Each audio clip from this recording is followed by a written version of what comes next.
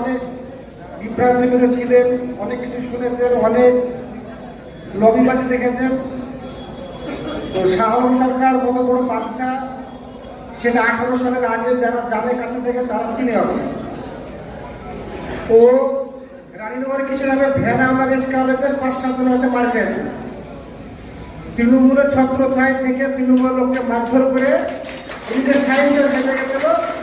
Science আগে যদি ছেড়ে যায় ভোট হওয়ার পরে আপনি বল করেছিলেন কেন? আর আপনার যারা ছিল আমচা চামচা তারা কেউ বহরমপুরে কেউ নবদ্বীপে পালিয়ে গেছিলেন। ওই এমএলএ সাহেব নেতৃত্বে আমরা সহযোগিতা মেহবুব সাহেবকে নিয়ে আমরা সবকে বাড়ি ঢুকেছিলাম। তা আবার বাড়ি থেকে পালিয়ে দিতে হবে, রেডি থাকেন।